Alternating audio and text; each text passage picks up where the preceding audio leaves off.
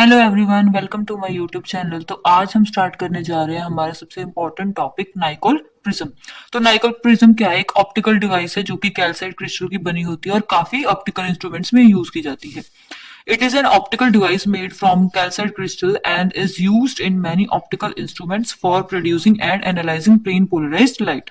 तो इसका प्रिंसिपल क्या है? It is based on the phenomenon of double refraction. तो सबसे पहले आपको डबल रिफ्रैक्शन के बारे में पता होना चाहिए। तो डबल रिफ्रैक्शन होती क्या है? जब इंसिडेंट बीम ऑफ लाइट किसी भी क्रिस्टल के ऊपर फॉल करती है और दो refracted beam of light produce हो जाए तो उसे हम डबल रिफ्रैक्शन कहते हैं।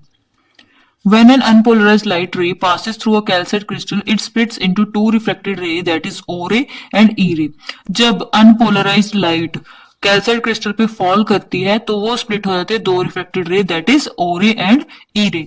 The vibrations of E ray are in the plane of paper while those of O ray are perpendicular to the plane of paper. जो ई रे होती है वो पैरेलल होती है और ओ रे क्या होती है? उसके परपेंडिकुलर होती है। Both these rays are plane polarised and are perpendicular to each other. For obtaining only single polarized beam, we should eliminate the other।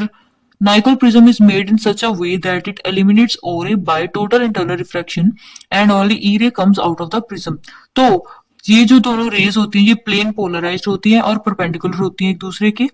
तो हमें सिंगल पोलराइज्ड बीम चाहिए तो उसको एलिमिनेट करने के लिए हम नाइकोल प्रिज्म को यूज करते हैं। तो नाइकोल प्रिज्म क्या करता है? ओ रे को एलिमिनेट कर देता है by the phenomena known as total internal refraction. तो सिर्फ ई रे जो होती है वो प्रिज्म के बाहर आती है। तो अब आती है construction of Nicol prism. A Nicol prism is taking a rhombohedron of calcite crystal whose length is 3 times of its thickness. तो नाइकोल प्रिज्म किसका बना होता है? कैल्साइट क्रिस्टल का। कैल्साइट क्रिस्टल से उसकी जो लेंथ होती है वो 3 टाइम्स होती है। ABCD represents principal section of crystal with angle ABD is equals to 71 degree and angle BAC is equals to 109 degree। तो ये है हमारे पास रोम्बस ABCD जिसका एंगल ABD है हमारे पास 71 डिग्री और BAC क्या है? 109 degree. The end faces AB and CD are cut or polished in such a way that these angles become 68 degree and 112 degree respectively, so that these faces changes into BA dash and CD dash respectively।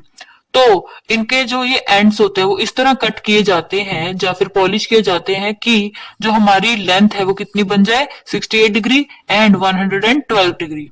तो हम इस वे से इनको cut कर देंगे और जो ये साइड हो जाएगी ये बन जाएगी A डैश और ये बन जाएगी D dash. The resulting crystal is then cut apart into two pieces along A dash D dash।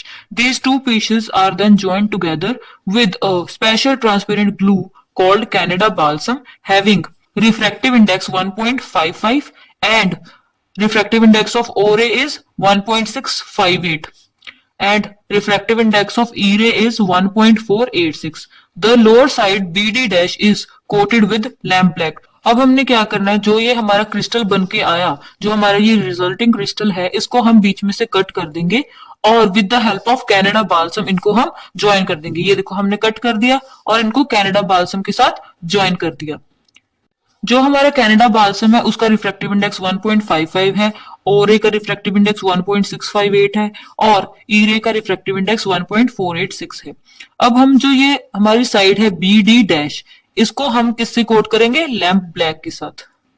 तो होगा क्या? ये जो अनपोलराइज्ड लाइट है जब इसके साथ पास की जाएगी तो ई रे तो उसमें से पास कर जाएगी, लेकिन जो ओ रे है वो रिफ्रैक्ट बैक हो जाएगी in the same medium with the phenomena called total internal reflection. तो ओ रे हमारी रिफ्रैक्ट बैक कर जाएगी लेकिन जो हमारी ई रे होगी वो बाहर निकल आएगी।